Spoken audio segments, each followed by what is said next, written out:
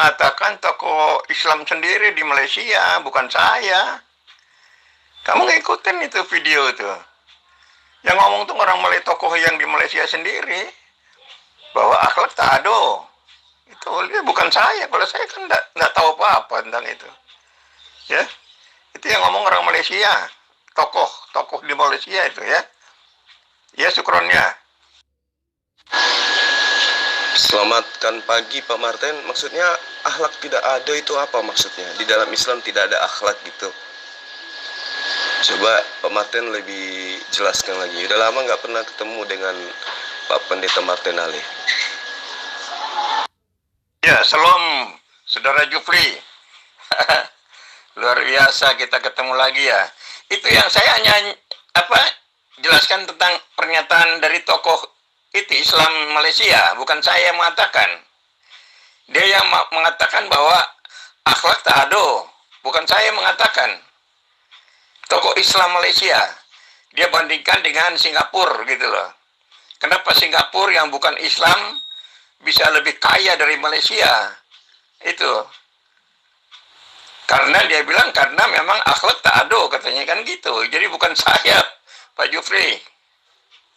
Ya, bukan. Jadi tokoh Malaysia sendiri yang membandingkan dengan Singapura. Jadi ya, itu masalahnya di situ.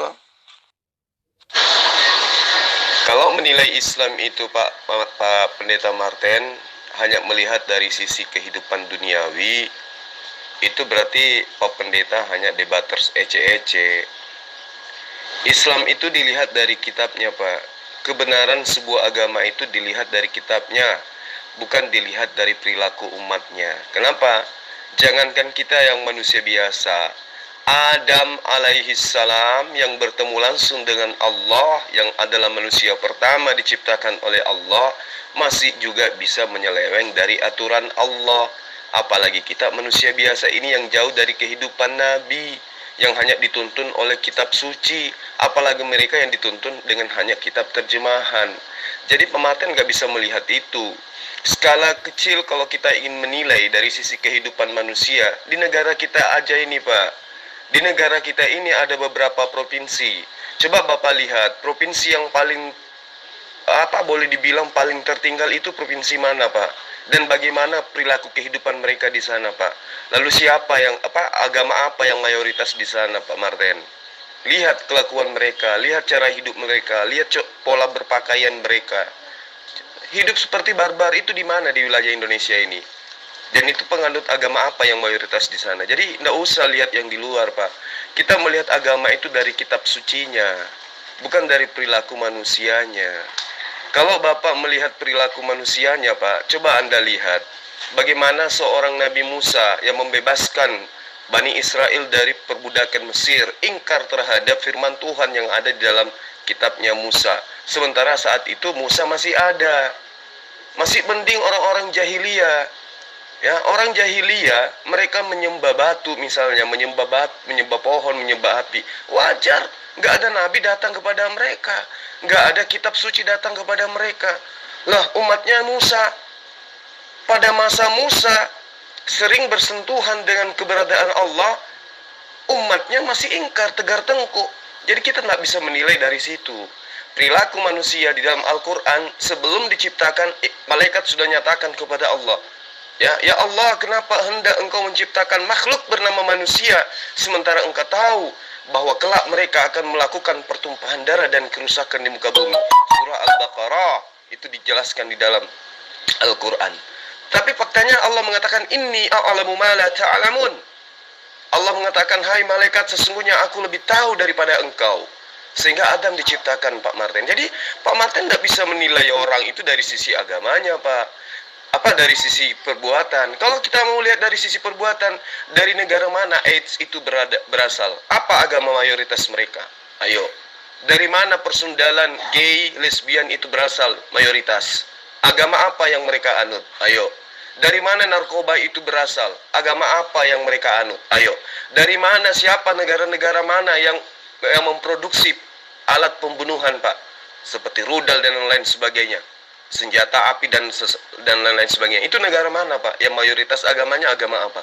Jadi Bapak nggak bisa melihat kebenaran sebuah agama dari perilaku manusia. Kebenaran agama itu hanya bisa dilihat dari menggunakan akal sehat dan juga kebenaran kitab suci.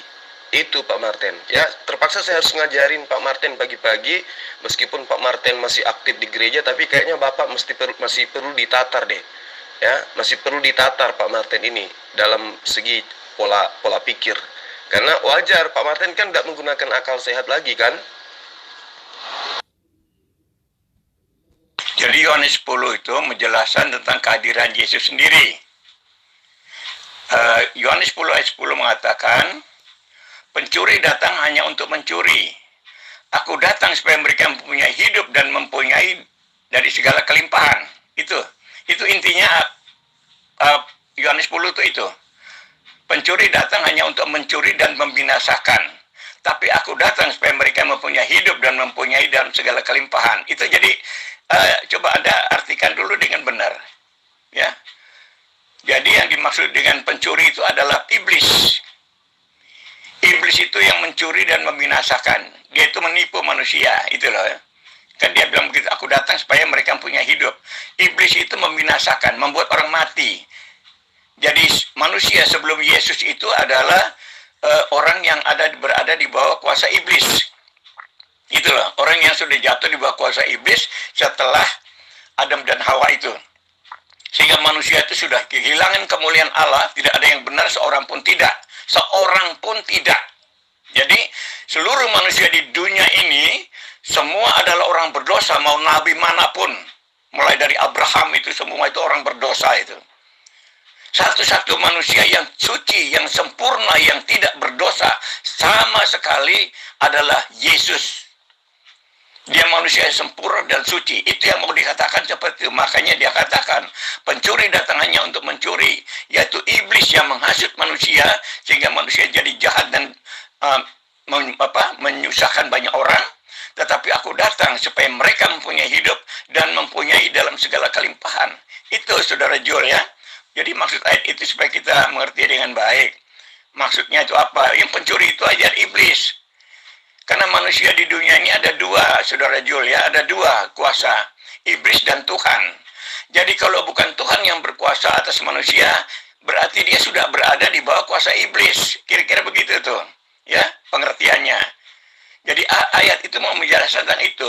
Kalau di dunia ini manusia yang tidak berada di bawah kuasa Tuhan, dia sudah berada di bawah kuasa iblis. Buktinya apa? Akhlak. Akhlak manusia itu menentukan dia orang benar atau tidak. Ya. Bukan agama ya, akhlak pribadi. Jadi tiap pribadi yang tidak benar itu berarti bukan dari Tuhan itu. Jadi kita bedakan bicara soal agama ya. Bukan, kita tidak bicara agama di sini. Kita bicara tentang pribadi manusia yang mengandalkan Tuhan dan mengandalkan manusia, mengandalkan dunia ini atau iblis gitu. Ada cuma dua. Kalau dia tidak mengandalkan Tuhan, berarti dia sudah mengandalkan iblis. Karena iblis yang akan menghasut. Nah itu, kalau Anda mau bicara tentang Yohanes 10 itu, intinya di ayat 10 itu. Jadi dia bicara tentang iblis yang datang menghasut manusia sehingga manusia itu akhlaknya rusak. Jadi kalau kita bicara akhlak itu penting, orang tidak bisa sombong dengan dirinya kalau dia perbuatannya tidak baik, itu pasti itu orang tidak beres, gitu aja, gampang ya. Jadi orang bisa harus diukur dari akhlaknya sendiri. Kalau orang yang baik, itu dia akhlaknya baik. Yang tidak baik itu agama manapun pasti itu bukan tidak baik, itu berarti dari iblis gitu. Nah itu saudara Joel, jadi kalau Anda angkat Yohanes 10 itu ya intinya di ayat 10 itu Anda baca, sehingga di situ mau membandingkan dengan kedatangan Yesus dan iblis itu ya. Yang mula-mula datang itu adalah iblis yang menghasut manusia, itu yang Yesus mau bedakan di sana. Maka Yesus katakan pencuri datang hanya untuk mencuri dan membinasakan. Itu yang dimaksud Yesus ayat 10 itu adalah iblis. Tetapi aku datang supaya mereka punya hidup dan mempunyai dalam segala kelimpahan. Ya, oke. Baik, Pak Martin, terima kasih banyak atas paparannya. Bapak ingin mengajak saya melakukan pendekatan Bible dengan sudut pandang Bapak mengelak daripada ayat 8 dengan mengatakan iblis dengan mengatakan semua manusia yang datang yang mengajarkan kebenaran sebelum dia datang adalah orang yang dibawa kutuk daripada kesalahan Adam. Itu aja terus Bapak putar-putar dari sejak Bapak pertama kenal dengan saya. Pak, saya bukan ngajarin, Pak. Bapak adalah pendeta yang dibayar sehingga Bapak keluar-keluar dengan menggunakan kitab yang Bapak imani. Saya adalah penginjil, Pak, yang tidak dibayar, tetapi murni belajar kitab Bapak untuk menyelamatkan manusia dari penyesatan yang Bapak lontarkan setiap saat.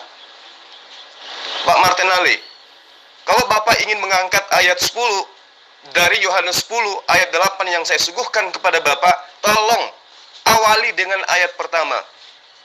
Yesus dikatakan gembala yang baik, tetapi di sisi lain dia mengatakan ibunya adalah pencuri dan perampok. Analisa ini bukan tidak berdasar, Pak. Coba Bapak ambil ayat 8, terjemahkan ke dalam seluruh bahasa daerah yang ada di Indonesia. Lalu apakah semua orang Kristen itu memiliki paham yang tinggi, layaknya Pak Martin? Kalau Pak Martin memahami kekristenan itu dengan paham yang tinggi, meskipun Bapak tidak lagi menggunakan otak, gitu loh. Orang Karo misalnya, ketika gospel diterjemahkan ke dalam bahasa Karo, apa orang Karo pahami kemudian? Karine sire leben asangken, aku pinangkok dengan perampok, jangan labo lambikan biri-biri iya. Itu gimana ceritanya? Belum lagi orang Toba diajarkan juga dengan ayat itu, saluhut angka naung majoloani ahu, padangkok doi jalan pamangkus alendal, ditangihon angka kabiru-biru anasida dan seterusnya. Belum lagi orang Makassar, belum lagi orang Aceh, belum lagi orang Mamasa, belum lagi orang Bugis dan seterusnya. Jadi kalau ayat-ayat ini, kitab suci ini dijadikan sebagai sebuah acuan pembentukan akhlak umat, maka celaka dan fakta di lapangan kita lihat coba seperti apa. Ya, Bapak boleh bangga karena Anda adalah pemuka agama, tapi Bapak coba lihat di lingkungan kehidupan manusia yang membuat kerusakan, yang membuat kekacauan. Anda boleh menuduh umat Islam, tetapi lihat faktanya. Di mana basis Bapak bermukim, disitulah kita lihat bagaimana kezaliman itu terjadi. Ketika Yohanes 8 ayat 10 ini diterjemahkan ke dalam bahasa Makassar, sikama tobat tua ri luanganku, sanging palukka siagang paila, ya, mingka tapi langin riai, gimbala ka rana nekana dan seterusnya. Dalam bahasa Bugis lain lagi, sinina ya polerioloku, ya naritu pangas si bawa parampok, ya na sini bimbalae dek nang kalingai dan na menange dan seterusnya. Tidak ada akhlak baik dari ayat ini. Bapak mau katakan lihat dari ayat 10 itu adalah persoalan belakangan. Makanya aku bilang, ketika berbicara mengenai akhlak sebuah umat, jangan lihat perilaku umatnya, lihat kitabnya. Seperti apa kitabnya membentuk karakter manusia itu sejak dia kecil. Pak Martin coba menutupi ayat ke-8 dengan mengangkat ayat 10. Coba Anda lihat dari ayat pertama, Pak. Aku berkata kepadamu. Siapa yang berkata? Yesus. Apa kata Yesus? Sesungguhnya siapa yang masuk ke dalam kandang domba dengan tidak melalui pintu, tetapi dia memanjat tembok, ia adalah seorang pencuri dan seorang perampok. Saya tanya sama Bapak. Bapak menjadi pengikut Yesus, Bapak Bani Israel. Bapak pengikut Yesus itu pernah dibaptis oleh Yesus atau Yohanes? Nggak pernah kan? Bapak menjadi pengikut Yesus hanya dengan embel-embel kata label agama Kristen yang artinya pengikut Yesus. Apa benar Bapak ini masuk menjadi pengikut Yesus melalui pintu? Tidak. Ayo. Jadi yang dianggap pencuri di situ adalah yang mengambil kitabnya Yahudi tanpa sah, mengambil kitabnya Bani Israel dengan cara ilegal.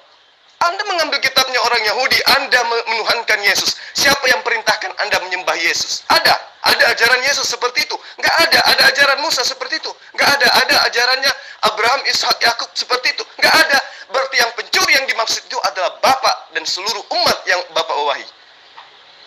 Ini kita berbicara mengenai akhlak. Bapak yang menyinggung akhlak kan? Sekarang Anda menjadi pengikut Yesus. Anda melalui pintu apa? Ayo. Yesus sendiri kepada murid aslinya yang hidup sama dia, diam bersama dia, bergaul sama dia, berpesan kepada ke-12 muridnya, jangan engkau keluar ke bangsa lain. Jadi kalau ada kitab yang mengatasnamakan Yesus, mengajarkan untuk menjadi pengikut Yesus dengan cara menyembah dia, makan babi dan seterusnya, itulah pencuri. Bukan domba-domba yang asli, tetapi domba-domba yang manjat tembok masuk ke dalam ajaran Yesus. Jadi kalau Bapak ingin mengangkat sebuah tema, menutupi ayat 8 yang menuduh Yesus, yang saya katakan Yesus menuduh semua orang datang sebelum dia adalah pencuri dengan mengangkat ayat 10, maka Bapak pun harus tahu, Yesus itu menyindir Bapak. Pencuri itu adalah dia yang bukan Yahudi tapi ngaku pengikut Yesus. Sekarang apa dasarnya Bapak mengaku pengikut Yesus? Bapak orang Ambon, Bapak orang Manado, Bapak orang Gorontalo, Bapak orang Bugis, Bapak orang Makassar. Bapak bukan Bani Israel. Bapak mengkitabkan bawa nama Hasem, bawa nama Elohim. Bapak siapa? Jadi yang pencuri itu nyata. Kalau Bapak ingin lari dari konsep yang ada di dalam ayat 8 ini. Semua orang yang datang sebelum aku adalah pencuri dan perampok. Ayo. Berarti Maria kena. Yusuf kena. Daud kena. Abraham kena. Yakub, Ishak kena semua. Terus Bapak ingin asumsi. Oke, kalau Bapak ingin berasumsi, saya pun bisa melakukan itu. Nah, sekarang kembali kepada akhlak. Akhlak apa yang ingin Yesus ajarkan setelah Yesus mengatakan semua orang yang datang sebelum aku adalah pencuri dan perampok? Silakan. Perikop itu judulnya Gembala yang Baik. Artinya kalau dia katakan sebagai gembala yang baik, tentu bertentangan dengan gembala yang tidak baik. Ini Saudara Jul ya. Makanya baca Alkitab itu nggak mudah. Anda baca judul bahwa di situ gembala yang baik, berarti dia mau membicarakan gembala yang tidak baik. Itu, ngerti nggak? Jadi bukan orang tuanya Yesus yang dikatakan di ayat 8 itu. Orang yang datang sebelum aku itu yang dimaksud itu iblis. Itu loh. Bukan orang tuanya. Kalau manusia semua sudah saya bilang, semua manusia itu mulai Abraham itu sendiri juga. Dia bilang orang percaya itu orang berdosa semua. Semua nabi itu orang berdosa. Satu-satunya manusia yang pernah lahir di dunia yang tidak berdosa, yang sempurna itu cuma Yesus. Makanya Yesus itu yang menyelesaikan semua masalah dunia ini. Tentang akhlak manusia di dunia ini tidak ada yang benar. Semua orang sudah berdosa. Sudah saya katakan, ya. Semua orang sudah berdosa, tidak ada yang benar, satu pun tidak. Tidak ada yang mencari Tuhan. Semua sudah rusak, semua harus binasa.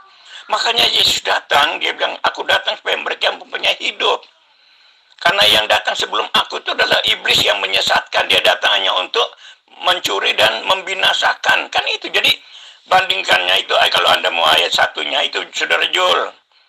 Gembala yang baik itu berarti dia mau bandingkan dengan gembala yang tidak baik.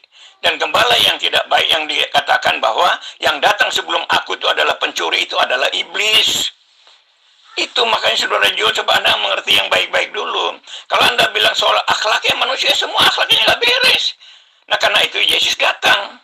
Karena manusia itu sudah rusak semua. Yesus datang supaya manusia mempunyai hidup.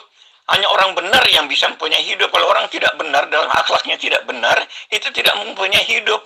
Dia mempunyai masalah yang menuju kepada kebinasaan. Sehingga Anda tidak bisa menyalahkan agama saja. Akhlak itu dari ajaran, memang. Tetapi tiap pribadi yang kita lihat itu dia orang benar apa enggak? Kalau orang benar itu pasti bahasanya bagus, kelakuannya bagus terhadap sesamanya, tidak menjahati sesamanya, kan begitu ukurannya. Ukuran Tuhan dengan ukuran manusia itu. Yesus, Anda lihat Yesus dibenci sama dunia ini yang dipengaruhi oleh iblis, sehingga mereka mencari-cari kesalahannya, yaitu orang Yahudi dan orang Farisi itu ya, orang Farisi ahli Taurat. Mereka mencari-cari kesalahannya selama 3,5 tahun itu. Akhirnya mereka dapatkan. Karena Yesus mengatakan dia adalah anak Allah. Nah, sebutan anak Allah ini dipakai mereka sebagai penistaan terhadap Tuhan. Jadi itu Yesus mengaku sebagai anak Allah itu dianggap sebagai penistaan. Dengan dasar itu mereka nuntut ke penguasa Roma supaya Yesus disalib karena dia sudah menista Tuhan mereka. Itu kan. Lalu akhirnya karena orang Yahudi yang mayoritas di sana, penguasanya takut juga. Akhirnya nurutin. Jadi orang Romawi itu nurut aja karena yang mayoritas yang nuntut supaya Yesus disalib. Nah, Yesus itu kan pengikutnya cuma sedikit itu, hanya 12 orang gitu loh. Ya kan? Jadi gampang aja dia disalib. Nah, itulah kalau Anda mau tahu tentang namanya gembala yang baik.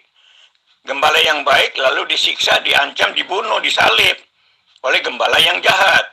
Gembala yang jahat itu apa? Yaitu orang-orang Yahudi, orang Farisi, ahli Taurat, yang ahli hukum Tuhan itu, tapi hati mereka dikuasai oleh iblis. Jadi di situ gembala itu dimaksud itu adalah iblis yang mempengaruhi hati manusia. Nah, hati manusia itu akan kelihatan dari akhlaknya tiap pribadi orang. Agama apapun dia. Kalaupun dia bilang Kristen tapi dia tidak mengasihi sesama, itu Kristen omong kosong itu. Itu aja. Jadi di sini kita bicara tentang pribadi-pribadi yang baik dan yang tidak baik. Kalau dia punya pribadi yang baik, berarti dia punya Tuhan yang benar, seperti Yesus itu. Karena Yesus datang, dia bilang, aku datang supaya mereka yang punya hidup dan mempunyai dalam segala kelimpahan. Itu jadi yang dimaksud pencuri yang datang sebelum Yesus itu adalah iblis yang dimaksud itu, Jul. Pada ngerti, saya kan yang tahu, saya pendeta, saya yang tahu firman Tuhan itu. Asbabun nuzulnya itu, jadi seperti yang Anda tebak itu keliru. Anda duga bahwa Yesus menghina orang tuanya. Bukan. Iblis. Yang datang sebelum aku itu adalah pencuri. Itulah iblis. Ya Jul ya. Gitu loh maksudnya. Supaya Anda ngerti dengan benar ya. Baik Pak Martin, terima kasih atas tanggapannya. Lagi-lagi Bapak mengulang kebiasaan lama, menuduh seluruh nabi-nabi itu berdosa. Ya, berarti Abraham berdosa, Yakub berdosa, Salomo berdosa, Daud berdosa, dan hanya Yesus yang menurut Bapak tidak berdosa. Nah, kalau Yesus menurut Bapak tidak berdosa, oke. Itu adalah imannya orang Islam. Bahwa Yesus yang adalah Nabi Isa, ya itu adalah orang yang suci, lagi disucikan. Jadi dia bukan orang yang terkutuk di tiang salib, bukan. Tapi Yesus yang adalah Nabi Isa adalah kekasih Allah yang diutus oleh Allah untuk mengajarkan Bani Israel kembali kepada hukum Allah yang ditetapkan kepada mereka, yaitu Torah atau kitab Tanakh dalam perspektif pemahaman orang Yudaism. Satu. Kemudian Bapak mengatakan, Yesus itu di dalam perikop Yohanes 10, itu judulnya gembala yang baik. Berarti Yesus ingin mengungkap tentang gembala yang tidak baik. Pak, gembala yang baik adalah gembala yang mengajarkan bagaimana bersyariat. Yesus datang untuk apa? Apakah Yesus datang untuk menghilangkan hukum Torah atau untuk melengkapi hukum Torah? Di kitab Bapak jelas dikatakan, aku datang untuk menggenapi, bukan untuk menghilangkan. Sekarang saya nuntut kepada Bapak sebagai gembala yang baik. Kalau menurut Bapak itu adalah gembala yang baik. Pendeta-pendeta itu kan disebut sebagai gembala. Nah sekarang gembala yang mana yang tidak baik? Pendeta atau Yesus? Kalau Yesus sudah jelas, dia adalah gembala yang baik. Apa alasannya? Karena Yesus mengembalakan Bani Israel agar Bani Israel kembali kepada hukum Torah. Sekarang pertanyaan saya, pendeta-pendeta yang mengaku gembala-gembala, apakah mereka mengajak orang-orang kembali kepada hukum Tuhan berupa Torah? Tidak. Berarti pendeta-pendeta ini bukan gembala yang tidak baik, bukan gembala baik, tapi gembala yang tidak baik atau penyesat. Mohon maaf, saya harus mengukur dari pola kata Bapak Martin sebagai selaku pendeta dengan mengatakan Yesus adalah gembala yang baik. Gembala yang baik itu Pak, sesuai dengan penjabaran Yesus dalam ayat ini, ya di dalam bab ini, domba-dombaku mendengarkan suaraku. 1 poin. Domba-dombaku mengenal aku. 2 poin. Domba-dombaku aku kenal. 3 poin. 4 poinnya adalah mereka mendengarkan perkataanku dan mengikuti aku. Sekarang pertanyaan saya, Bapak mengajak umat Kristen untuk menyembah Yesus, Bapak ikut siapa? Siapa yang Bapak ikutin? Apa pernah Yesus mengajarkan? Apa pernah Yesus mengatakan, you semua harus menyembah aku supaya kau mendapatkan hidup kekal? Pernah Yesus mengajarkan itu? You semua harus membatalkan hukum Torah agar kalian bisa terselamatkan. Yesus pernah ajarkan itu. You harus beribadah hari Minggu supaya kau bisa masuk ke dalam kerajaan Allah. Yesus pernah mengajarkan itu. You harus mengimani Bapa itu datang dalam rupa manusia untuk menebus dosa waris. Apakah Yesus pernah mengajarkan itu? Tidak pernah. Nah sekarang coba Bapak definisikan yang mana yang termasuk gembala baik, mana yang gembala tidak baik atau penyesat. Apakah Bapak berdiri di atas mimbar mengajarkan umat Kristen mengajak untuk makan babi, ibadah hari Minggu, menyembah kepada Yesus? Bapak mencontoh pada ajaran Yesus, mendengarkan perkataan Yesus, mengikuti pola hidup keberagamaan Yesus? Tidak. Berarti Bapak adalah gembala yang tidak baik alias penyesat. Makanya saya nyindir tadi di ayat pertama. Siapa yang dimaksud perampok itu? Siapa yang dimaksud pencuri itu? Bapak yang dimaksud. Makanya kalau Bapak ingin menganalisa ayat ini dengan jelas, Bapak harus menggunakan pendekatan akal, pendekatan ilmiah. Karena satu unsur yang bisa dinyatakan manusia itu lebih baik daripada makhluk yang lain, hanya akal sehat. Bapak mengatakan Yesus adalah gembala yang baik. Oke, saya sepakat. Saya paham itu, dan itu adalah iman saya. Yesus adalah Rasulullah. Yesus adalah kalimatullah. Yesus adalah utusan Allah yang diajak, yang diutus untuk mengajak Bani Israel kembali kepada hukum Torah yang dibawa 1700 tahun sebelumnya oleh Nabi Musa alaihissalam. Jadi Bapak salah kalau menilai bahwa oh tidak, yang dimaksud di situ adalah iblis. Bapaklah iblisnya. Mohon maaf, saya harus jujur mengatakan itu, Pak. Karena Bapak tadi nyindir akhlak kan. Nah sekarang kalau Bapak sebagai gembala yang baik, Bapak akan mengajarkan bahwa Yesus diutus hanya kepada Bani Israel. Kalau Bapak adalah gembala yang baik, Bapak akan mengajarkan bahwa Allah satu-satunya yang benar itu adalah Allah yang ada di langit. Kalau Bapak adalah gembala yang baik, maka Bapak akan mengajarkan tinggalkan Kristen dan masuk ke dalam ajarannya mengajarkan la ilaha illallah Isa Rasulullah. Agama mana yang mengajarkan itu? Yudaism nggak mungkin. Mereka tidak mengimani Yesus itu sebagai Rasul. Ya, silakan Anda pilih. Agama mana yang mendudukkan Yesus pada porsi yang sebenarnya? Sesungguhnya aku ini adalah Rasul yang diutus kepadamu untuk mengembalikan kamu kepada mengembalikan domba-domba yang tersesat dari hukum Torah kembali kepada hukum Torah. Jadi Pak Martinale, ya, saya hanya ingin mengatakan seperti ini kepada Bapak. Kalau Bapak berbicara mengenai akhlak, ketika Yesus mengatakan semua manusia yang datang sebelum aku adalah perampok, apakah yang ingin Yesus ajarkan terhadap ayat ini? Baik terhadap masa lampau, masa pada masa Yesus, maupun masa yang ada sekarang ini. Apa yang ingin Yesus ajarkan? Akhlak apa yang Yesus ingin sampaikan? Sementara Yesus mengatakan di ayat 27-nya, domba-dombaku mendengarkan suaraku. Maksudnya, domba-dombaku mendengarkan perkataanku. Apakah Pak Martin dengan mengajak orang Kristen menyembah kepada Yesus, Bapak telah mendengarkan suara Yesus? Apakah Pak Martin berdiri di atas mimbar gereja mengajak jemaat untuk menyembah kepada Yesus yang adalah manusia, anak Maria? Itu Bapak telah mengikuti Yesus? Atau Bapak adalah gembala yang atau Bapak adalah domba yang mengaku domba tetapi domba yang tidak melalui pintu, tapi domba yang memanjat tembok, yang disebut sebagai pencuri dan perampok oleh Yesus? Coba Bapak terangkan secara ilmiah, Pak. Ya, dari penjabaran Bapak yang mengatakan ini itu, sementara dalilnya jelas semua orang yang datang sebelum aku adalah pencuri dan perampok. Lagi-lagi Bapak menuduh seluruh nabi-nabi itu pendosa. Seluruh nabi-nabi itu adalah pencuri dan perampok. Ini Bapak tidak menjelaskan. Bapak tidak memberikan sebuah gambaran bahwa Bapak adalah gembala yang baik. Gembala penyesat itu baru tepat, Pak. Allah itu terlambat puluhan ribu tahun mengucapkan itu. Terlambat Allah itu, ya. Allah itu terlambat, dan Allah itu mengaku dia membuat agama lama tidak sempurna lalu disempurnakan. Berarti Allah itu tidak sempurna, tidak maha tahu, dan tidak bisa membuat agama yang sempurna puluhan ribu tahun yang lalu. Lalu kenapa Tuhanmu tidak datang dalam rupa manusia kepada Adam sejak di Taman Eden, Pak? Biar tidak ada manusia yang tersesat dengan dosa waris. Kenapa harus menunggu ribuan tahun baru kemudian dia datang dalam rupa manusia? Coba Anda jawab ini, Tuan Lamsen. Kalau Anda menganalisa seperti itu, saya pun mampu menganalisanya dengan baik. Antara Musa dengan masa Yesus itu kurang lebih 1900 tahun. Kenapa harus nunggu selama itu, Pak? Kenapa tidak pada masa Musa aja Tuhan datang dalam rupa manusia menebus dosa manusia? Apa alasannya? Nggak tahu. Perhatikan ayat itu. Menyempurnakan agama. Menyempurnakan.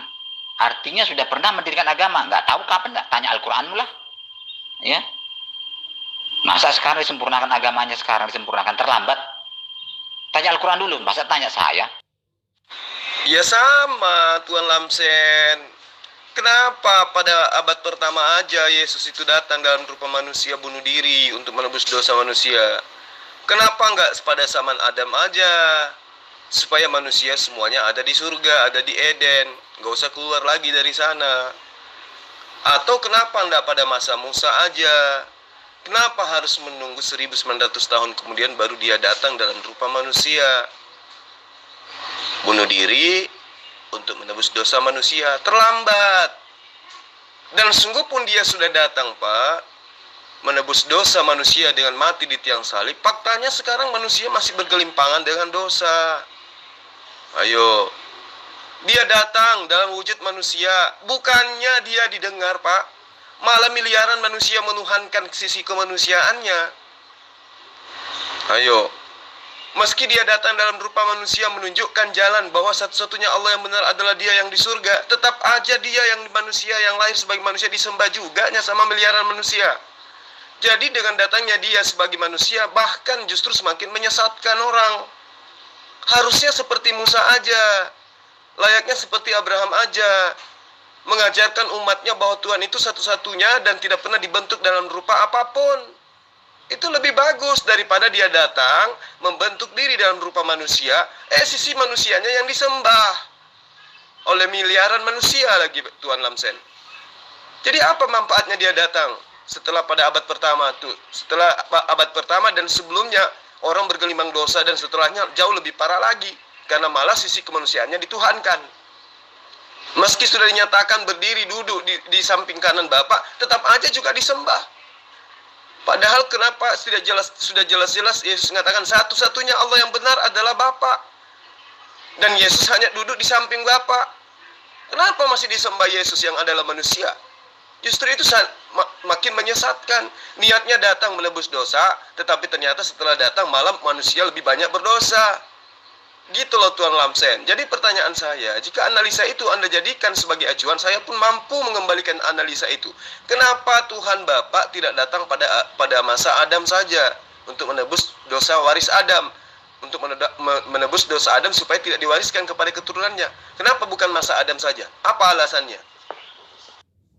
Ya nyatanya Al-Yubi selalu mengatakan Yesus itu manusia biasa. Makanya berarti Alkitab itu salah, ya. Begitu Al-Yubi. Semoga Al-Yubi berdiri di jalan yang lurus dan mengenal Yesus itu. Karena hidup kekal itu adalah mengenal Yesus. Yesus itu bukan manusia biasa, Tuan Lamsen. Ya, tapi kalau dia didudukkan sebagai Tuhan, barulah kemudian pernyataan Yesus itu manusia biasa itu didudukkan. Tetapi kalau kita melihat dari kacamata manusia, Yesus itu bukan manusia biasa. Kenapa? Karena dia lahir tanpa ayah, sama seperti Abraham, sama seperti Adam, sama seperti Hawa. Tuh, dia lahir ajaib. Sebagai manusia loh. Jangan lagi diembel-embelin sebagai Tuhan. Jadi Yesus itu adalah manusia yang super.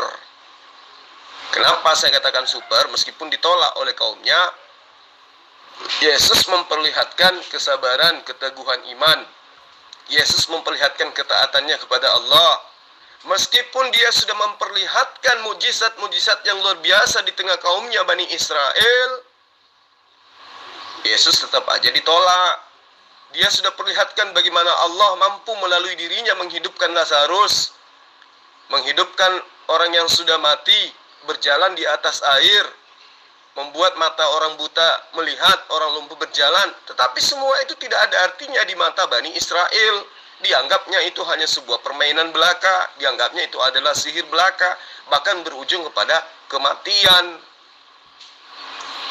Lalu apesnya lagi muncul penjajah Romawi yang menganut ajaran mitologi pagan Yunani, mengangkatnya menjadi Tuhan. Lebih apes lagi Yesus itu. Jadi Pak Lamsenio Baho, saya katakan kepada Anda, Yesus itu bukan manusia biasa ketika disetarakan dengan manusia. Tetapi ketika disetarakan dengan Sang Pencipta, Yesus itu hanyalah makhluk biasa, ciptaan Allah. Tidak ada bedanya dengan makhluk yang lain. Gitu loh Tuan Lamsen. Justru itu terlambat kamu bilang agama Yahudi agama Nasrani disempurnakan. Jadi saya jadi bingung, kamu bilang tidak pernah ada agama diciptakan oleh Tuhan sekalian Islam. Jadi agama Yahudi dan Kristen itu agama apa? Kamu bilang agama Islam disempurnakan. Kenapa disempurnakan? Kapan rupanya agama Islam itu diciptakan oleh Allah? Kenapa nggak sempurna sekalian pertama waktu diciptakan? Kenapa terlalu terlambat begitu lama baru diciptakan? Pikir dulu ya. Simak dulu kalimat ayat Al-Qur'anmu itu. Salah itu amburadul itu. Hari ini kusempurnakan agamamu. Berarti sudah pernah ada agama. Taruhlah Islam. Islam yang dulu pertama diciptakan. Tapi nggak sempurna. Sempurna baru ribuan tahun. Sudah ribuan tahun baru sempurna. Allah bagaimana itu ya? Manusia-manusia dulu bagaimana? Nggak sempurna agamanya. Baru sekarang disempurnakan. Terlambat, Roy. Begini pengertiannya Tuan Lamsen. Allah itu mengajarkan hukum-hukum. Hukum-hukum yang diajarkan oleh Allah kepada Nabi Adam. Ketika Nabi Adam taat kepada hukum itu, maka dia adalah Muslim. Nah, begitu Abraham datang, Allah memperkenalkan hukum. Ketika Abraham mengikuti hukum-hukum Allah itu, maka Abraham itu adalah Muslim. Begitu juga Musa dan seluruh nabi yang diberikan tuntunan hukum, ketika taat kepada hukum itu, maka mereka disebut Muslim. Kenapa disebut Muslim? Karena mereka berserah diri kepada aturan-aturan Tuhan, ikhlas menjalankan aturan Tuhan. Artinya hukum-hukum ini berkaitan satu sama lain. Bagaimana endingnya adalah memperkenalkan Allah satu-satunya pencipta dan dirinya dan manusia ini adalah ciptaan gitu loh. Nah, kenapa dikatakan tidak ada agama selain agama Islam yang diajarkan oleh Allah? Karena memang syariat-syariat yang ada di dalam ajaran agama Islam indikasinya jelas itu adalah syariat yang sudah diperkenalkan oleh Allah kepada para nabi. Disempurnakan di dalam ajaran Islam. Bapak mengatakan, kenapa terlambat disempurnakan? Ya memang Pak, kenapa terlambat? Bukan terlambat, tetapi disesuaikan dengan kemampuan makhluk manusia pada zamannya. Anda bisa bayangkan, kalau pada masa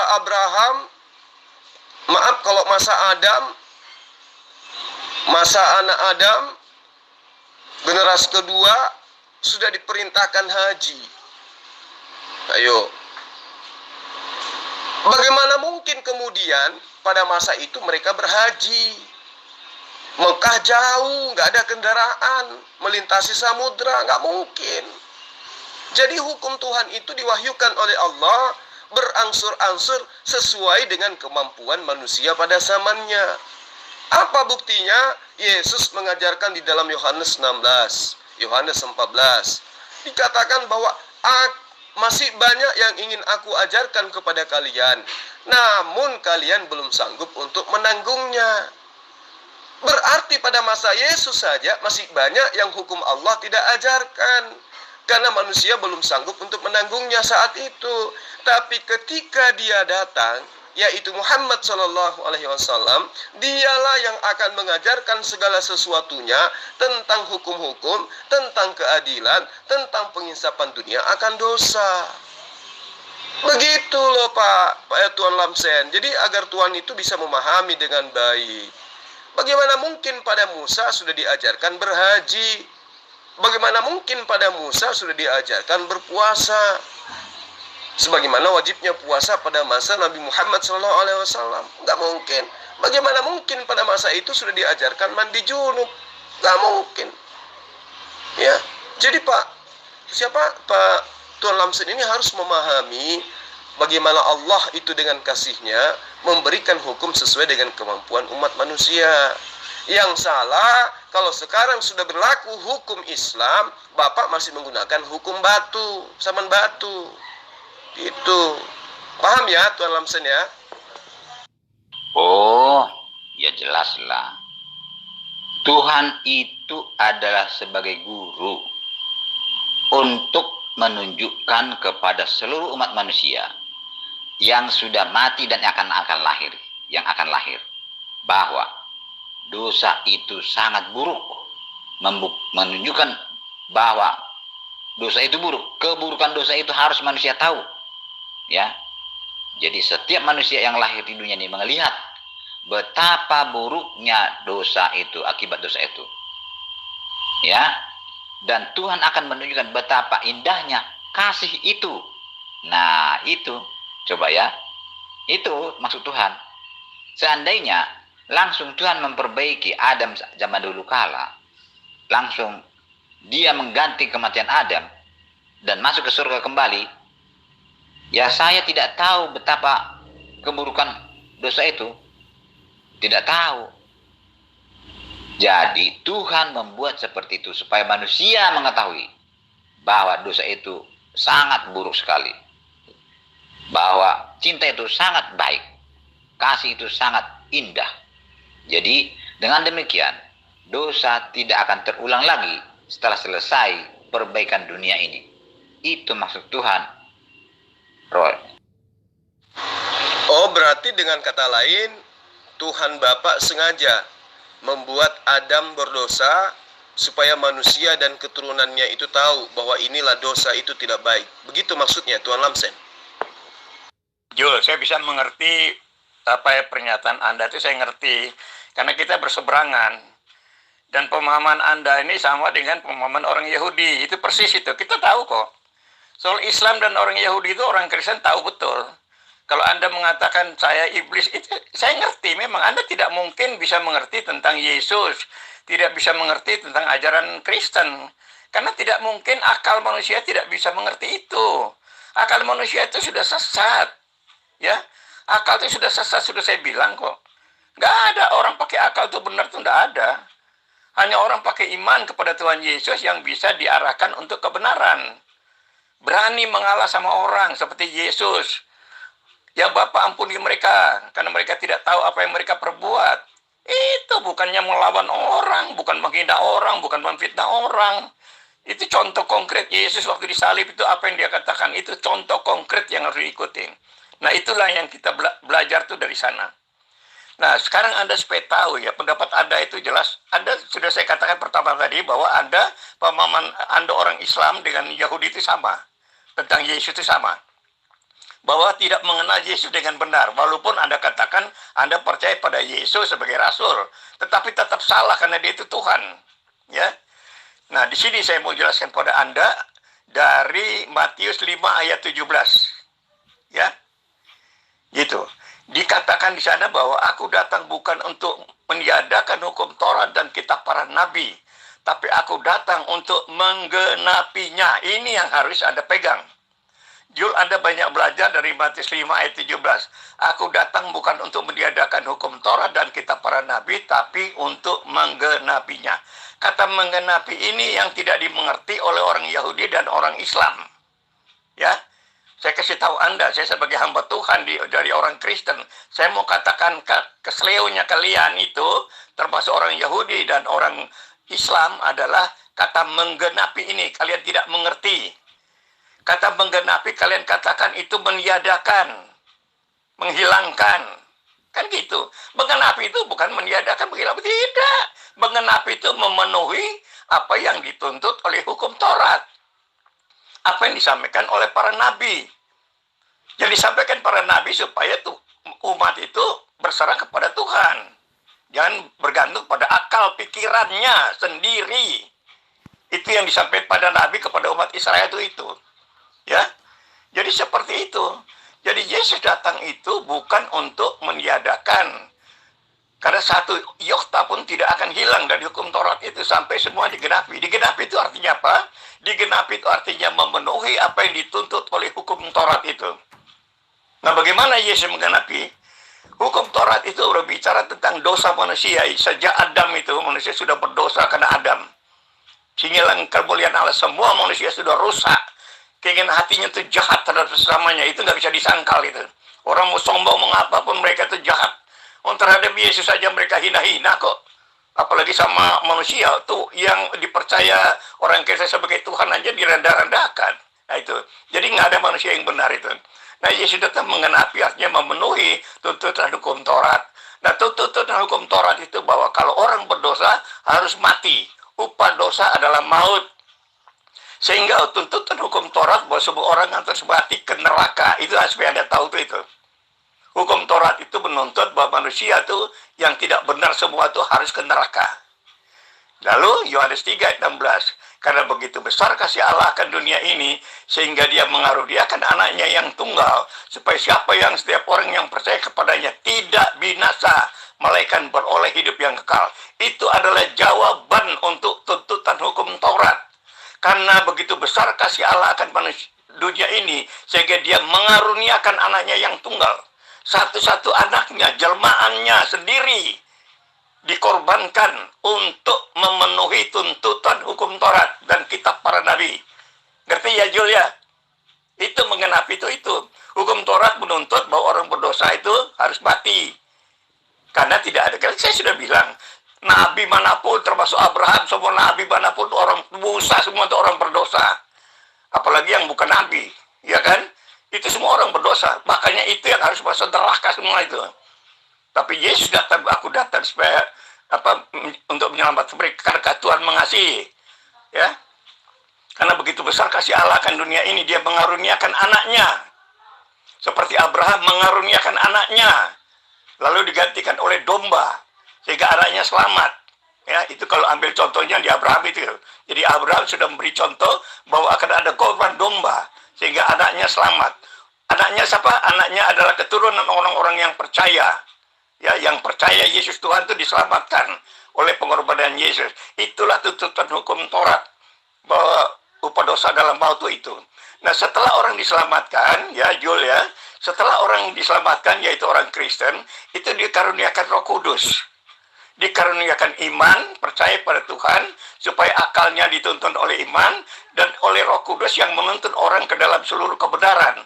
Sehingga orang Kristen itu tidak mengandalkan akalnya, tetapi mengandalkan iman dan Roh Kudus untuk menuntun orang ke dalam seluruh kebenaran. Tanpa iman kepada Tuhan Yesus dan Roh Kudus, manusia pasti akan berdosa, akan jahat terhadap sesamanya, akan rakus, akan serakah, akan korupsi, akan menjadi jahat, ya, sehingga merugikan banyak orang itu.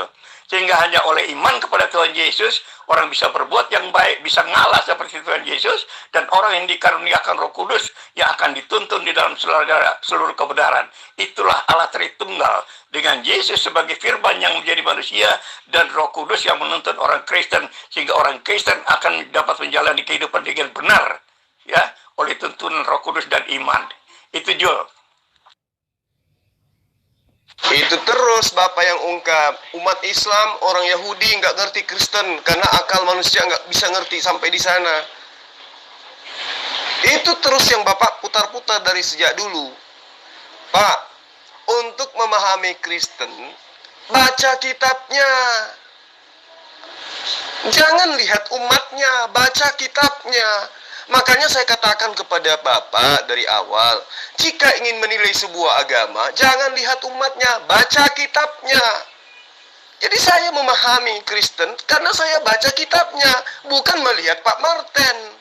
Bapak mengajarkan orang-orang Kristen menyembah Yesus, jangan lihat itu sebagai sebuah kebenaran, tetapi lihat kebenaran yang ada di dalam kitabnya orang Kristen. Ya, ini jelas kan? Yesus mengenal dombanya. Kata Yesus, dombaku mendengarkan perkataanku. Kata Yesus, dombaku mengikuti aku.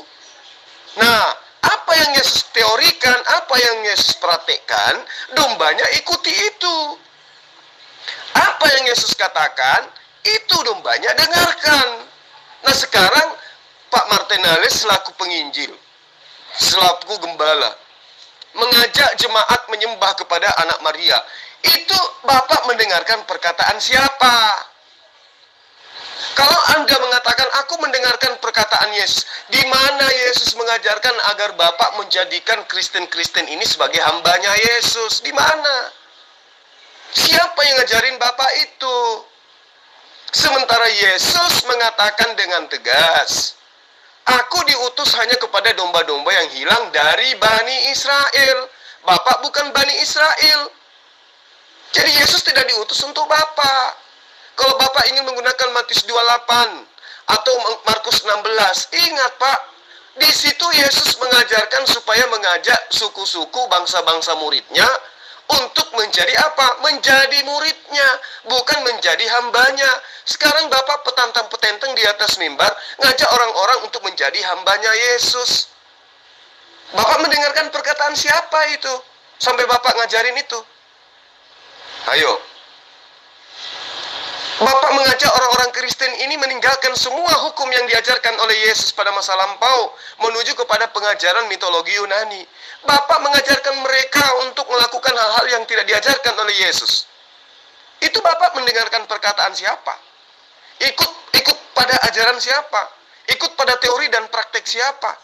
Sementara Yesus dengan tegas mengatakan, domba-dombaku mendengarkan perkataanku dan mengikuti aku. Selesai. Jadi kalau ada orang mengaku dombanya Yesus, tapi kelakuannya, pola hidupnya, hidup keberagamaannya tidak mencerminkan dengan cerminan yang dicontohkan oleh Yesus, mereka adalah pencuri dan perampok. Masa yang sampai seperti ini harus saya ajarin pada Bapak? Bapak mengatakan, itu karena Yahudi dan Islam tidak melihat dari mereka menilai dari akal. Lah memang Pak, Yesus sendiri mengatakan, kasihi Tuhanmu dengan akal budimu. Jadi jangan akal-akalan. Mengasihi Tuhan maksudnya sembah Tuhanmu dengan akalmu. Maksudnya bagaimana cara menyembah Allah, bagaimana caranya menyembah Tuhan. Apa yang dicontohkan oleh para nabi, apa yang dicontohkan oleh para utusan Tuhan, itu yang kita lakukan. Para utusan Tuhan bersyahadat, lakukan syahadat. Shema Israel, Adonai Elohinu, Adonai Ahad. Lakukan itu. Apa yang nabi-nabi ajarkan, sujud dalam beribadah, lakukan sujud. Mereka membasuh, mereka mentahirkan diri, lakukan junub. Ya, mereka sebelum ibadah membasuh muka, mencuci tangan, mencuci kaki, lakukan wudhu. Mereka berpuasa, lakukan puasa. Jadi apa yang dicontohkan para duta Tuhan, itu yang kita lakukan. Itu baru disebut sebagai domba-domba yang baik. Kalau Yesus mengajarkan nyembahnya kepada Allah, Bapak sendiri mengajarkan nyembah kepada Yesus juga, itu Bapak mendengarkan perkataan siapa? Gitu loh. Kalau Bapak ngerti pemahaman saya jauh lebih mengerti tentang pemahaman Bapak. Di mana Bapak semua akal-akalin. Karena Bapak dalam konsep iman Bapak, akal manusia itu sudah menyesatkan manusia sejak dari Taman Eden. Itu kan yang Bapak katakan. Padahal Allah sudah mengampuni Adam ketika dia melakukan khilaf terhadap perintahnya. Allah memberkati Adam, artinya Allah sudah memaafkan Adam. Baca kitab Kejadian. Nah, Pak Lamsen Neobaho muncul. Katanya sengaja Allah itu membuat orang berdosa supaya manusia tahu dosa itu buruk. Dia katakan, kenapa agama Allah itu terlambat disempurnakan? Ya saya tanya, kenapa Allah terlambat datang menebus dosa manusia? Kenapa tidak pada masa Adam saja langsung tebus supaya anak keturunannya tidak kena dampak dosa waris? Gitu loh Pak Martinale. Jadi Bapak selaku pendeta, ya tolonglah ya, bukan berarti saya menyalah-nyalahkan dalam arti pribadi Bapak. Ya mungkin karena ada faktor X yang Bapak pertahankan sehingga Bapak masih melakukan hal-hal yang tidak pernah diajarkan oleh Yesus. Tapi Pak, ingat akhirat itu Pak, itu adalah fakta adanya. Kematian itu adalah sesuatu yang nyata Pak. Kalau Bapak tetap aja mempertontonkan ajaran-ajaran yang bertentangan dengan ajaran Yesus, Bapak mau bawa kemana jemaat-jemaatnya? Begitu Pak Martin. Berarti Zulkifli sudah mengakui bahwa Yesus adalah manusia, tidak sama dengan saya, tidak sama dengan Muhammad. Yesus adalah manusia super, ya. Di tangannya segala kuasa di bumi dan di surga. Justru karena itulah, karena orang Yahudi tidak mengenal Yesus, tidak tahu siapa Yesus itu, maka dia disalibkan. Taruhlah sekarang manusia itu Yesus bukan manusia biasa. Apakah dia Saya tidak tahu mengatakan, sama-sama kita berpikir, siapakah yang memegang segala kuasa di bumi dan di surga? Siapakah yang mampu memberikan hidup kekal kepada manusia? Karena manusia tidak ada yang mampu memberikan hidup kekal kepada manusia. Tidak ada manusia yang memegang segala kuasa di bumi dan segala kuasa di surga. Jadi siapa Yesus itu kira-kira? Taruhlah dia bukan Tuhan. Sekarang kita berpikir dulu. Siapa itu? Kalau manusia tidak mungkin. Tidak ada manusia seperti itu. Tuan Lamsen Niobaho, saya kan mengatakan Yesus itu manusia super ketika dibandingkan dengan sisi manusia. Tetapi ingat, dia bukan satu-satunya manusia super.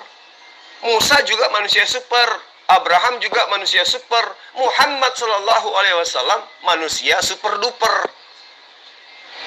Gitu loh Pak Martin, Tuan Lamsen. Kalau Yesus super, dia itu hidup di tengah-tengah orang yang berpendidikan. Ya, Muhammad Sallallahu Alaihi Wasallam orang yang buta huruf, mampu merubah peradaban dunia sampai hari ini. Yesus, apa yang bisa kita lihat dari sampai hari ini tentang Yesus? Kitabnya nggak ada, peninggalannya nggak ada, mujizat-mujizatnya tidak ada, muridnya tidak ada, orang-orang Kristen yang mengikuti dia mampu menghidupkan orang mati nggak ada. Tinggal kisah yang kita bisa dengar. Tapi kalau Muhammad, semua ucapannya masih terekam sampai hari ini. Bukti-bukti arkeolog, ya, secara geografis masih bisa kita saksikan saat sekarang. Itu baru dikatakan super duper. Yesus mati di tiang salib. Mana salibnya? Mana tiangnya? Menghidupkan Lazarus, mana Lazarus sebagai bukti? Mana? Membuat orang berjalan bisa, orang lumpuh bisa berjalan, mana? Siapa dia? Jadi itu hanya kisah-kisah aja. Dan memang itu adalah terjadi karena dia dikasih mujizat dari Tuhannya. Tapi tinggal kenangan, Pak. Kalau Rasulullah Muhammad SAW, Anda baru cerita tentang apa tentang dia? Gua Hira masih ada sampai sekarang. Ayo. Jadi tidak ada yang saya mengatakan Yesus itu super sehingga dia menjadi Tuhan. Tidak, itu pemahaman mitologi. Ya, itu konsep logos itu Bapak harus pahami dengan baik. Logos itu adalah perantara antara Tuhan dengan manusia. Tetapi dia juga adalah manusia. Hakikatnya dia bukan Tuhan. Tapi dia hanya manusia pilihan di antara seluruh manusia. Itu konsep logos. Jadi Pak Lamsen Niobaho, kalau Yesus Anda katakan dia berkuasa, diberi kuasa, dia tetap aja diberi kuasa. Yang memberi kuasa siapa? Tuhan Allah Subhanahu wa Ta'ala. Sembah dia. Karena Yesus pun mengajarkan menyembah kepada Allah. Ya. Anda mempertahankan tidak, Yesus itu kan sudah diberi kuasa. Betul. Tapi apa yang Yesus katakan dalam Yohanes 17 ayat 7? Mereka semua tahu bahwa apa yang ada pada diriku itu semua adalah hal yang berasal daripadamu. Berarti mau hebat apapun Yesus, kehebatannya berasal dari Tuhannya. Sembah Tuhannya, jangan sembah Yesus. Oh, tapi Yesus luar biasa. Memang karena dia diutus kepada Bani Israel, memperlihatkan mukjizat kepada Bani Israel, supaya Bani Israel itu sadar harus kembali kepada hukum Tuhan. Bukan justru nyembah Yesus. Nyembah Yesus itu ajaran penjajah Romawi yang menjajah tanah Yudea dan Galilea, Bani Israel kala itu, dengan membawa konsep pagan Yunani. Nah, kalian sekarang mengatakan Yahudi tidak paham, Yahudi tidak ngerti Yesus. Anda salah, Tuan Lamsen. Orang-orang Yahudi itu adalah orang cerdas, orang terpelajar. Mereka paham kitab Tanakh, mereka ngerti bahasa Ibrani, mereka tahu bahasa Aram. Mereka paham tentang kitab mereka. Mereka tahu apa itu Mesias. Mereka tahu siapa itu Elohim. Mereka tahu apa itu Hasem. Tidaklah mungkin mereka tidak meminati Yesus, andai saja mereka yang lebih paham tentang kitab Tanakh itu mengetahui bahwa Allah atau Hasem kelak akan menjadi manusia. Tuhan datang dalam rupa manusia itu hanya ada di dalam ajaran mitologi pagan, Pak Lamsen. Dan andai saja nabi-nabi mengajarkan itu, maka Yudaism sekarang ini hilang, berubah menjadi Kristen. Ya, tanah Israel sekarang bukan menjadi tanah Yudaism, tetapi menjadi tanah Kristen. Faktanya Kristen adalah di Eropa pusatnya. Kenapa? Karena mitologi Yunani memang pusatnya di Eropa. Jadi Tuan Lamsen, cobalah gunakan akal sehat, ya. Ya, gunakan akal sehat. Ya, jangan Anda sampai kena kepada ayat Yohanes 10 ayat 1. Sesungguhnya siapa yang masuk ke dalam kandang domba dengan tidak melalui pintu, tetapi dengan memanjat tembok, ia adalah pencuri dan perampok. Nah, sekarang Bapak pengikut Yesus ngakunya, Bapak Bani Israel. Kan bukan. Sementara Yesus diutus hanya kepada Bani Israel yang disebut sebagai domba. Bapak bukan domba alias bukan Bani Israel. Kalau Bapak memaksakan diri Anda sebagai domba, sebagai Bani Israel, berarti Anda lah yang dimaksud penyesat itu, menyerupai domba padahal serigala. Gitu loh Tuan Lamsen. Bukan begitu saudaraku. Tuhan Alkitab itu sungguh amat baik, memberikan yang terbaik kepada manusia. Apa yang diberikan kepada manusia yang terbaik? Coba. Dia menciptakan manusia untuk hidup kekal selama-lamanya.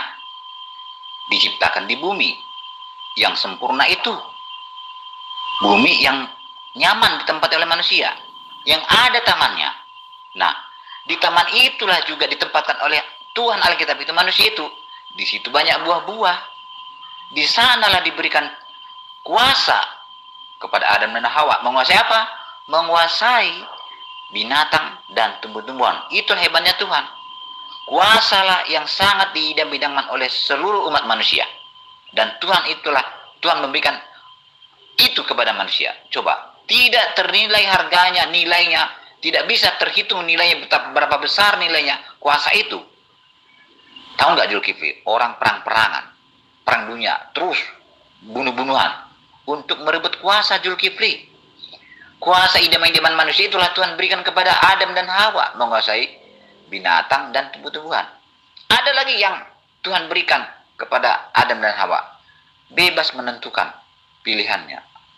Tuhan memberikan batas kuasa kepada Adam dan Hawa. Tidak semua kuasa diberikan, dibatasi. Apa itu? Semua tumbuh-tumbuhan ini dikuasai oleh Tuhan, kecuali ada satu. Nah, itu diberikan Tuhan batasnya supaya ada beda Tuhan dengan manusia. Kalau semua dia kuasai, berarti dia sama dengan Tuhan kan? Tidak boleh, karena dia diciptakan. Maka dibuatlah batas kekuasaannya.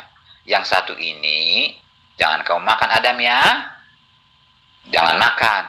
Kalau kau makan, kamu pasti mati. Itulah hebatnya Tuhan Alkitab itu. Jangan makannya, itu perjanjian sama Adam dan Hawa. Kalau kamu makan, mati kamu. Tetapi sayangnya Adam dan Hawa tergoda oleh iblis, percaya. Karena iblis itu menggunakan firman Tuhan juga, perkataan Tuhan juga untuk mengelabui, untuk menipu si Hawa. Tertipulah Hawa, sehingga dia memakan buah yang dilarang oleh Tuhan itu. Buah yang bukan haknya, dia mencuri. Mau tidak mau dia harus mati. Nah, dengan demikian Tuhan menunjukkan betapa buruknya dosa itu, akibatnya adalah kematian. Dunia pun terkutuk. Tuhan biarkan itu supaya manusia tahu betapa buruknya dosa itu.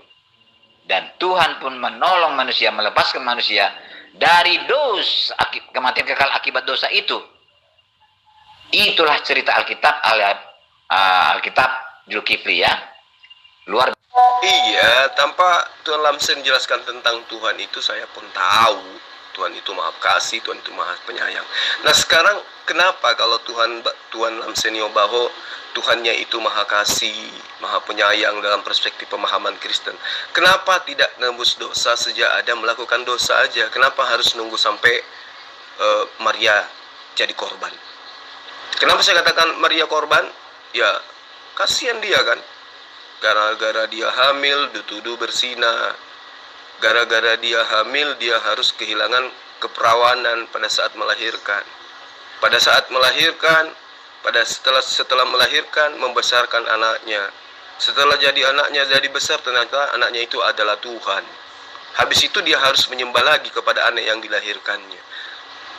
Sudah gitu, kasihan juga orang-orang yang membunuh Tuhan. Jadi banyak hal-hal yang negatif yang dilahirkan dari konsep yang Bapak imani gitu loh. Nah kalau misalnya Tuhan itu seperti pemahaman Bapak, Anda ingin mau Tuhan itu berlaku seperti yang Bapak mau, kenapa Tuhan tidak menebus dosa sejak Nabi Adam aja, supaya manusia itu tidak berdosa? Ayo, kenapa harus nunggu sampai Maria hamil? Kasihan Marianya. Apa Tuan Lamsen bisa menjelaskan ini secara ilmiah? Silakan. Zulkifli. Pelajarilah Alkitab itu dengan baik dan benar. Saya tahu dari Alkitab, Tuhan itu mengenakan sifat kemanusiaan, yaitu Yesus. Dialah yang mampu menyelamatkan manusia dari kematian kekal akibat dosa. Tidak ada yang lain. Hanya Tuhanlah yang mampu menyelamatkan manusia dari kematian kekal akibat dosa. Hanya Tuhanlah yang mampu memberikan hidup kekal kepada manusia, yaitu Yesus sendiri. Yesus sendirilah yang mampu memberikan hidup kekal itu. Ya. Kenapa kamu bilang setelah Yesus tersalib manusia seperti ini? Karena manusia masih ada di dunia. Memang betul, Yesus telah menumpahkan darahnya sebagai pengganti kematian manusia itu. Tapi manusia belum diangkat ke surga. Yesus sudah berangkat ke surga. Sebelum berangkat dia berjanji, Zulkifli, sabarlah sayang ya. Tinggallah dulu di dunia ini. Saya akan pergi dulu ke surga, menyediakan tempat bagimu. Kalau tugas saya sudah selesai di surga, nanti saya akan datang ke dunia ini untuk menjemput semua orang-orang yang percaya kepada aku dan melakukan segala perintahku. Itu janji Yesus. Sampai sekarang Yesus belum datang. Itulah sebabnya manusia masih di dunia. Selagi di dunia, selama masih di dunia, manusia itu tetap akan mendapat penderitaan, kesulitan. Hanya di surga tempat nyaman. Nanti setelah 1000 tahun manusia di surga, barulah dunia ini dibakar oleh Yesus sendiri bersama dengan orang-orang yang tidak percaya kepada Yesus. Setelah selesai terbakarnya itu, turunlah Yerusalem baru dari surga bersama-sama dengan orang-orang yang percaya kepada Yesus. Dan duduklah Yerusalem baru itu di dunia ini bersama-sama dengan manusia itu untuk selama-lamanya, bersenang-senang selama-lamanya. Tiada derita, tiada kesulitan, tiada gempa bumi, cukup makanan, pokoknya berbahagia tanpa akhir selama-lamanya. Begitu Jul, itulah cerita Alkitab, itulah ajaran Alkitab. Itu Tuan Lamsen kalau di gereja mungkin. Kalau sama saya, macam Bapak tidak kenal saya aja, Tuan Lamsen. Tuhan itu maha baik, dialah Yesus. Aduh, itu dari mana ke mana ilmunya? Ya, Tuhan itu maha baik, dan yang mengenal Tuhan itu Bani Israel lebih duluan mengenal siapa itu Tuhan. Yesus itu manusia, jangankan dianggap Tuhan, dianggap manusia aja kagak. Jadi Tuan Lamsen jangan lebay. Kalau di jemaat Bapak mungkin boleh ngajarin kayak gitu. Kalau sama saya jangan. Karena bagi saya, Yesus yang adalah Nabi Isa itu adalah utusan Allah. Dia hanya rasul. Itu. Ya, dia hanya rasul. Baik menurut Al-Quran maupun menurut kitabnya Lembaga Alkitab Indonesia. Dia hanya rasul.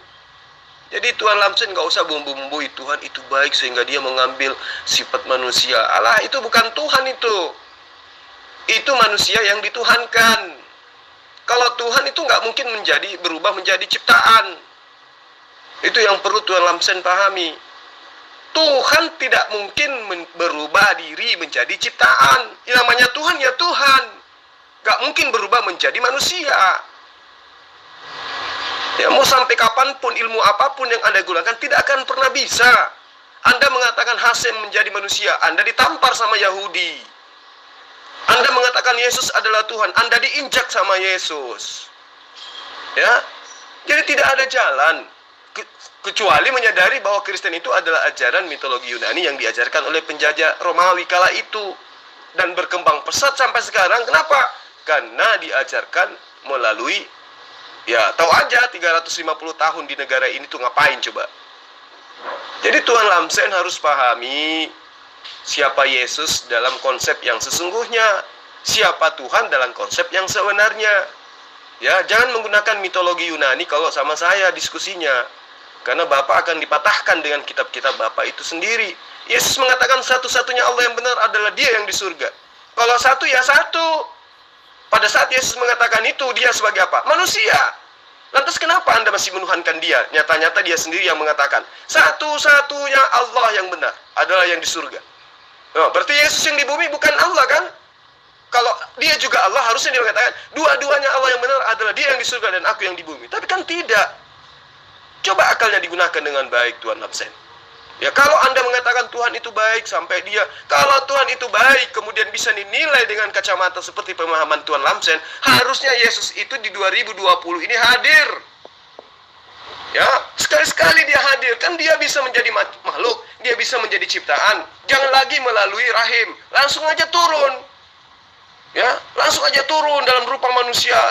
Teriak, akulah Tuhan datang dalam rupa manusia, ingin menghapuskan COVID-19 di muka bumi. Itu kalau Bapak mengakui Yesus itu adalah Tuhan, sama dengan pewayangan Krishna, Horus, Zeus, sama. Itu hayalan Bapak aja. Itu adalah pemahaman mitologi pagan, pengajaran yang dibimbing dari hasil cipta karya akal manusia, atau agama dibuat-buat. Yesus punya tuntunan kok. Tuntunannya Torah. Ya, jadi Bapak ini gimana ceritanya Tuan Lamsen ini? Yesus adalah Tuhan. Dari mana ke mana? Yesus sendiri mengajarkan apa coba? Aku tidak dapat berbuat dari apa-apa dari diriku sendiri. Nah, berarti Yesus bukan Tuhan.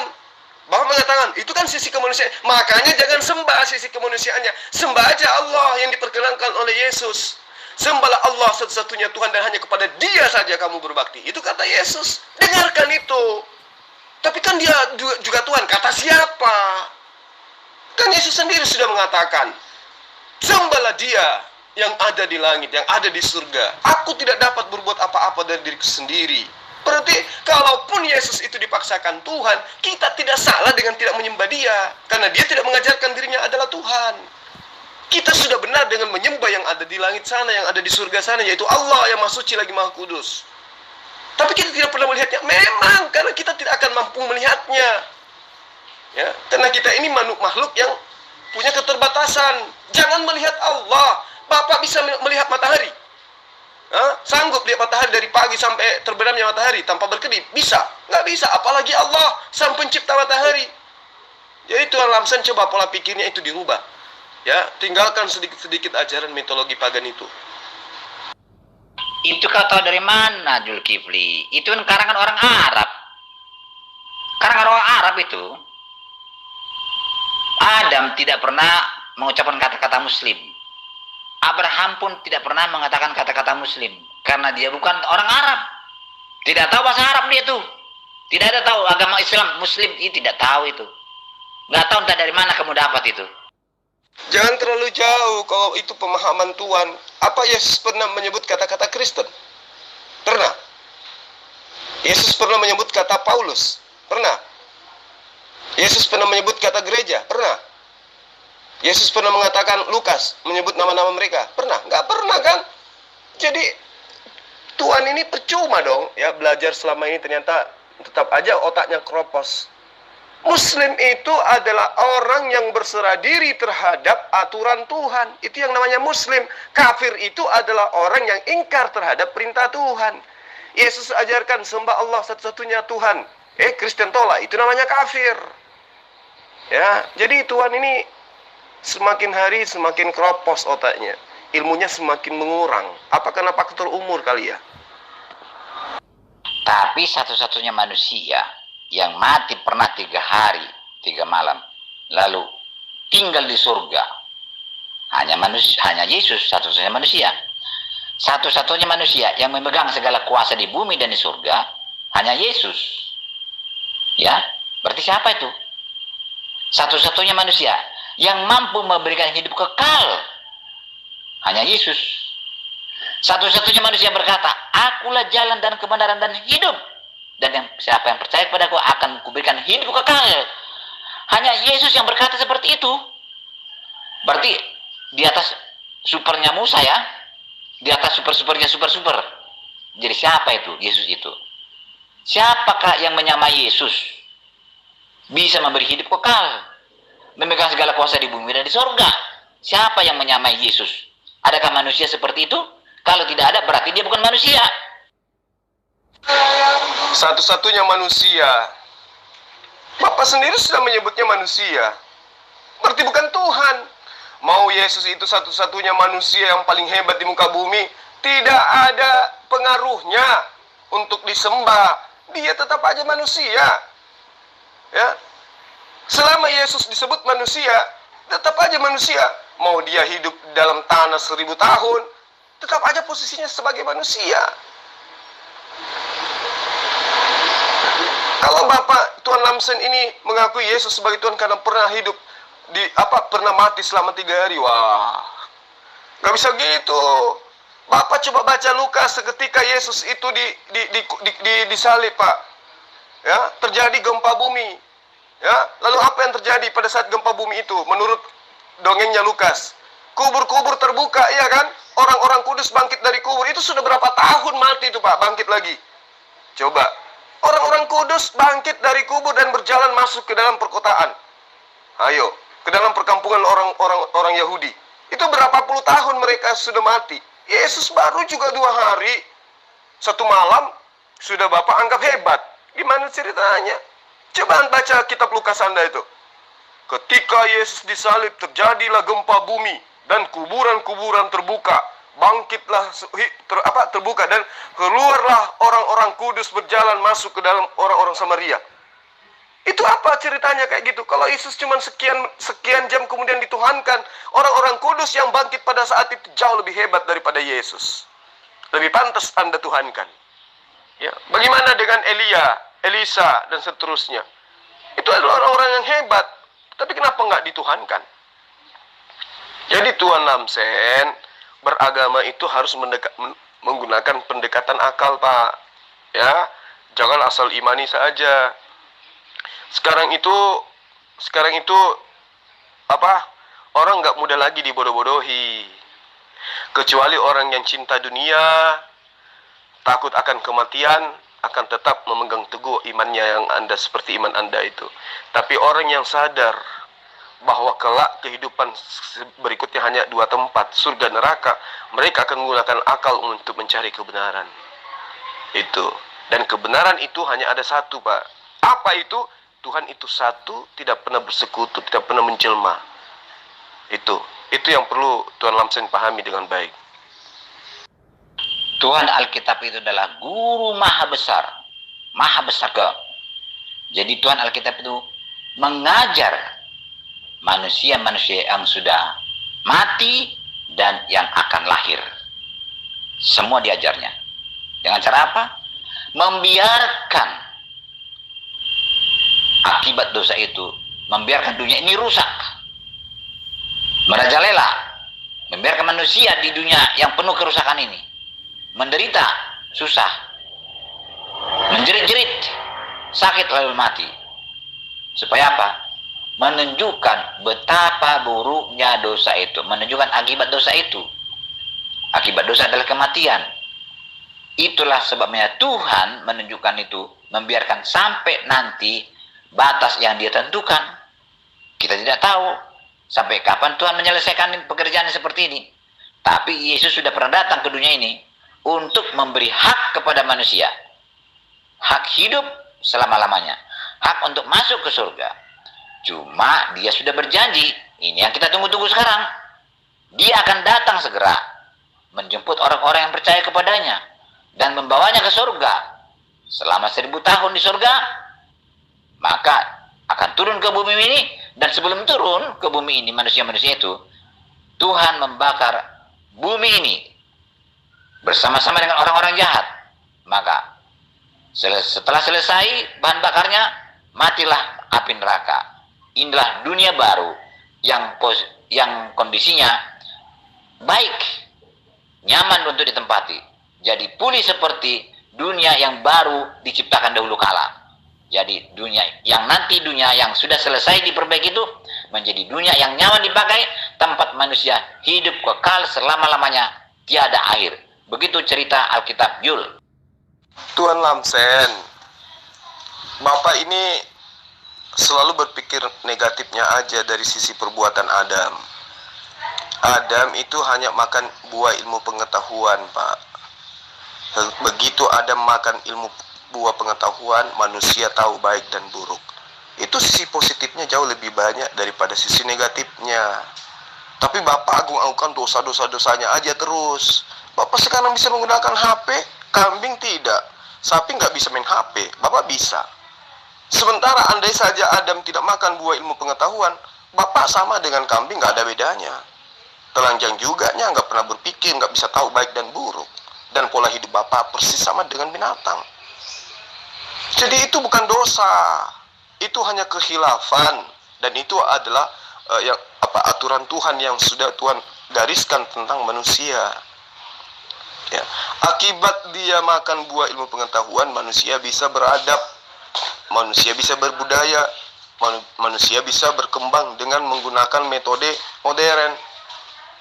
Ya. Tapi itu Anda lupakan.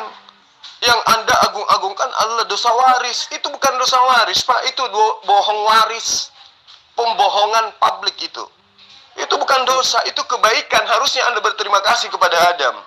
Karena Adam makan ilmu buah pengetahuan sehingga manusia bisa tahu baik dan buruk, sehingga manusia bisa beradab, bisa melakukan tugasnya sebagai khalifah di muka bumi ini, sebagai pemimpin. Gitu. Katanya serupa dengan Tuhan.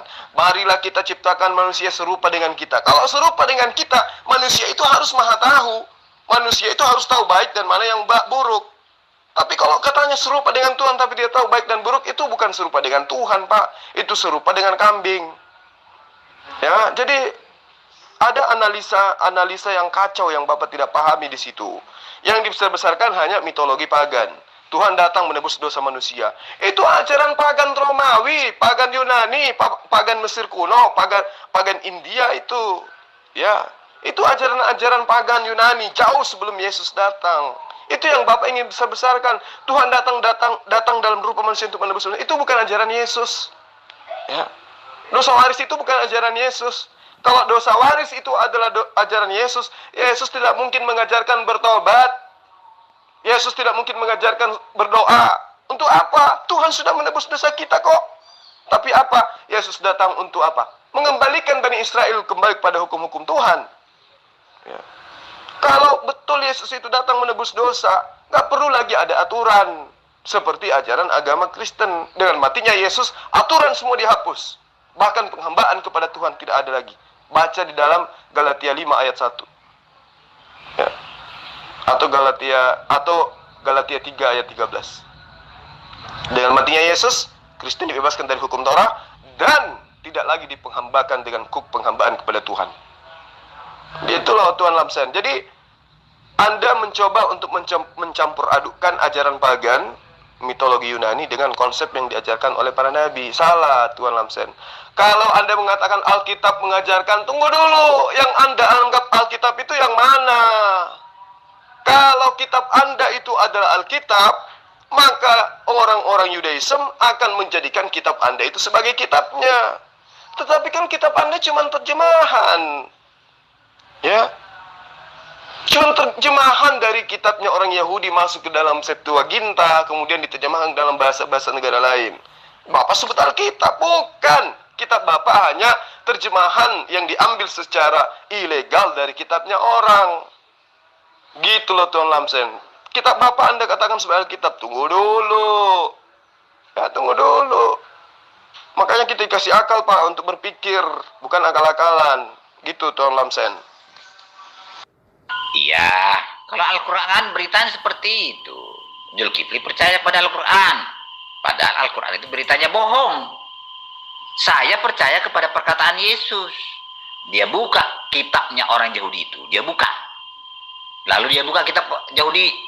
Yang ada tertulis itu nubuatan-nubuatan. Pada hari ini aku menggenapi nubuatan-nubuatan yang tercatat di kitab ini. Akulah Mesias. Loh, itulah sebabnya orang Yahudi marah kepada Yesus, tidak berterima. Tidak berterima. Memang orang Yahudi tidak kenal Yesus kok. Dia anggap itu anaknya Yusuf, anak manusia biasa. Dia kira itu anak biasa saja karena lahir di kandang domba lagi sepi. Ya, apalagi hina lagi. Yusuf itu kan tidak tenar, tukang kayu, miskin. Maka orang Yahudi merasa malu, merasa terpukul karena pengakuan Yesus. Begitu ya. Orang Islam pun sekarang begitu, tidak mengenal siapa Yesus itu. Karena perkataan Yesus, karena pengakuan Yesus, dia adalah menggenapi nubuatan dia di kitab orang Yahudi itu, maka orang Yahudi marah. Dianggap Yesus ini menghina agama orang Yahudi. Padahal Yesus sendiri menggunakan kitab suci orang Yahudi. Kitab itu dibuka. Ini nubuatan menunjuk kepada saya, dan saya akan genapi mulai hari ini. Itulah sebabnya dia dibenci orang Yahudi, ya. Jadi jangan gunakan Al-Quran menjelaskan tentang Yesus. Tidak laku. Al-Quran itu tidak mengerti siapa Yesus itu. Yang tahu Al-Quran adalah Yesus palsu. Lagi-lagi Tuhan katakan Al-Quran itu beritanya bohong. Tapi baca ejaan Al-Quran aja tidak bisa. Itu gimana ceritanya? Dari Anda tahu Al-Quran itu bohong dari sisi mananya? Sementara membacanya aja tidak bisa. Nah, ini kan gila namanya. Terus kemudian perkataan Yesus itu benar. Iya, kalau perkataan Yesus itu benar dan Anda imani, Anda sudah menjadi Muslim. Ya, Anda saja percaya pada perkataan Yesus, Anda sudah Muslim sekarang ini. Tapi buktinya tidak. Anda langgar semua ajaran Yesus. Apa ada perintah Yesus yang Anda lakukan sekarang? Coba. Nggak ada kan?